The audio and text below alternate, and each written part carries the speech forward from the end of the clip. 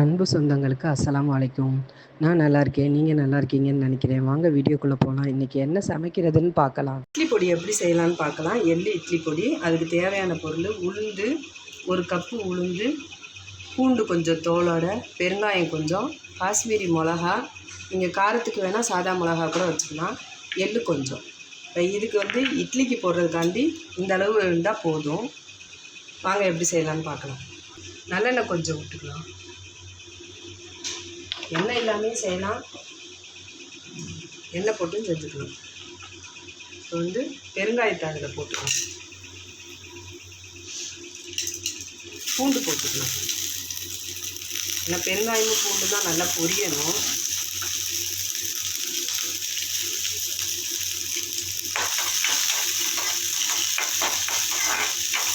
நல்லா பெருங்காயம் நல்லா இப்படி வெந்தால் தான் வாசமாக இருக்கும், வச்சு பச்சை வாடை இருக்குது. இது பால் பெருங்காயம். உளுந்து போட்டுக்கலாம்.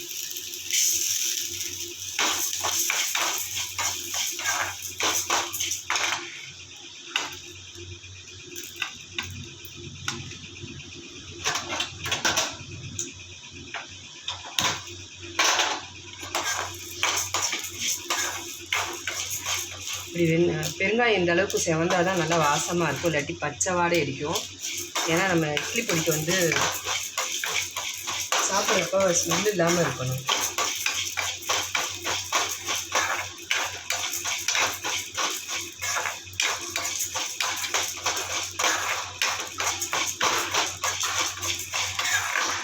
நல்ல உளுந்து நல்ல செவக்க வந்துடும். உளுந்து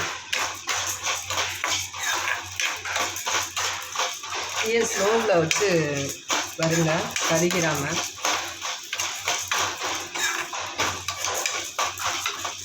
இதுலேயே மிளகா போட்டுக்கலாம். காரம் உங்கள் காரத்துக்கு தகுந்தபடி போட்டுக்கோங்க. இது லைட்டாக காரம் இருக்கும், ஆனால் நல்லா பிச்சு போட்டுக்கோங்க. நல்லா கொஞ்சம் காரமாகவும் இருக்கும், ரொம்ப காரமாக எரிச்சு கறக்காது.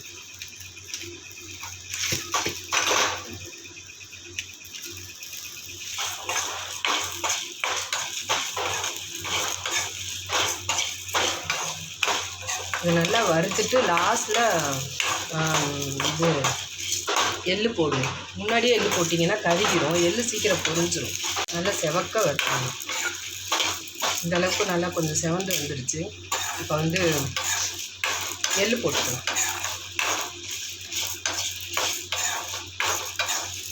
எள்ளு போட்டுக்கலாம். உங்களுக்கு எவ்வளோ வேணுமோ உங்களுக்கு பொடிக்கு தகுந்தபடி இந்த பொருள்லாம் எடுத்துக்கோங்க. நாங்கள் இந்த அளவு எடுத்துருக்கோம். உளுந்து அதிகமாக இருக்கணும், எள்ளு அதோட கம்மியாக இருக்கணும். காரத்துக்கு மிளகா, பூண்டு பெருங்காயமும் உங்களுக்கு தேவையான அளவு வச்சுக்கலாம். அவ்வளோதான். எள்ளு போட்டு ஊட்டி பொரிஞ்சிடும். ஸ்டவ்வை ஆஃப் பண்ணிவிட்டு அந்த அனல்லே கொஞ்சம் அப்படியே விட்டுருவோம். இப்போ நம்ம எடுத்து வச்சுருந்த இட்லி பொடிக்கு எடுத்து வச்சுருந்தோம், ஆற வச்சு இப்போ நம்ம நல்லா பொடி பண்ணியாச்சு. அதை ஒரு பாத்திரத்தில் மாட்டிக்கலாம். இது ரொம்ப நல்லாயிருக்கும் இந்த இட்லி பொடி. நீங்களும் இது மாதிரி செஞ்சு பாருங்கள். நிறைய பொருள் போட்டு செய்யாமல் நம்ம இட்லிக்கு மேலே, தட்டி இட்லிக்கு மேலே நம்ம தூங்குறதுக்கு இது ரொம்ப நல்லாயிருக்கும்.